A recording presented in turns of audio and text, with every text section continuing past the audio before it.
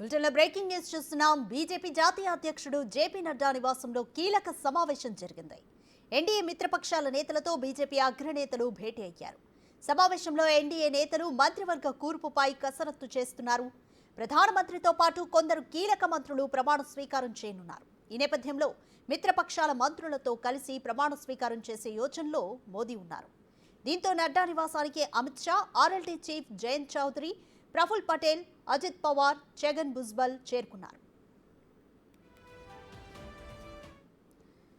More details మా ప్రతినిధి శివ ఢిల్లీ నుంచి అందిస్తారు. శివ, జేపీ నడ్డా నివాసంలో కీలక సమావేశం జరుగుతుంది. ఎన్డీఏ మిత్రపక్షాల నేతలతో బీజేపీ అగ్రనేతలు భేటీ అయ్యారు. ఏ అంశాలపై చర్చించబోతున్నారు? బీజేపీ జాతీయ అధ్యక్షులు జేపీ నడ్డా నివాసంలో ఎన్డీఏ పార్టీల కీలక నేతలతో భేటీ జరుగుతోంది. ఈ కీలక సమావేశంలో ఎన్డీఏ పక్ష నేతలకు సంబంధించి మంత్రివర్గ కూర్పు గురించి ఈ సమావేశంలో కసరత్తు జరుగుతున్నట్లుగా తెలుస్తోంది.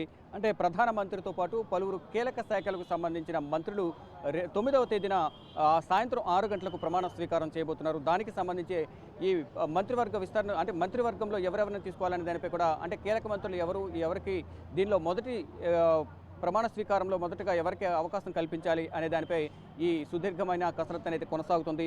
ఈ జేపీ నడ్డా నివాసంలో ఈ మంత్రివర్గానికి సంబంధించిన కూర్పు గురించి కసరత్తు కొనసాగుతుంది. మిత్రపక్షాలతో పాటు ఇతర పార్టీలకు సంబంధించిన, అంటే ఇతర రాష్ట్రాల్లో 22 రాష్ట్రాల్లో ఏవైతే పార్టీలు ఉన్నాయి, ఎన్డీఏ కూటమికి సంబంధించిన పార్టీల బలం ఉందో ఆ రాష్ట్రాలు ఎవరైతే ఎంపీలు ఉన్నారో అన్ని రాష్ట్రాలకు సంబంధించి కూడా ఈ మంత్రివర్గంలో తీసుకునే అవకాశం కనిపిస్తుంది. అంటే అన్ని రాష్ట్రాలకు సంబంధించి అందరినీ తీసుకుంటారా, లేకపోతే కొంతమందిని మాత్రమే ఈ ప్రధానమంత్రి నరేంద్ర మోడీతో పాటు ప్రమాణ స్వీకారం చేయడానికి అవకాశం కల్పిస్తారా అనేది కూడా చూడాల్సి ఉంది. అంటే ఈ ప్రధాని నివాసానికి, అంటే మొన్న ప్రధాని నివాసంలో సమావేశం జరిగింది. ఈ సమావేశంలో ఎన్డీఏ పక్ష నేతగా ప్రధానిని ఎన్నుకున్నారు. ఈరోజు ఎన్డీఏ పార్టీకి సంబంధించిన ఎంపీలంతా సమావేశం జరిగింది. ఈ సమావేశంలో కూడా ఎంపీలందరి సంతకాలతో కూడిన లేఖను రాష్ట్రపతి ద్రౌపది ముర్ముకు సమర్పించారంటే మధ్యాహ్నం సమావేశం ముగిసిన తర్వాత కలిశారు. మళ్ళీ కొద్దిసేపటి క్రితం కూడా కలిసి ప్రభుత్వాన్ని ఏర్పాటు చేయడానికి కావాల్సిన సంఖ్యాబలం వద్ద ఉంది కాబట్టి ప్రభుత్వాన్ని ఏర్పాటు చేయాలంటూ కూడా ఆహ్వానం పలకాలంటూ కూడా ద్రౌపది ముర్ముకు లేఖ సమర్పించినట్లుగా కూడా తెలుస్తోంది. కేంద్ర మంత్రివర్గంలో టీడీపీకి ప్రాధాన్యంపై కూడా కీలక చర్చలు జరిగే అవకాశం కనిపిస్తుంది. అంటే ఇప్పుడు ప్రధానంగా ఏదైతే జేపీ నడ్డా నివాసంలో సమావేశం జరుగుతుందో ఈ సమావేశంలో కీలక చర్చలు కొనసాగుతున్నాయి.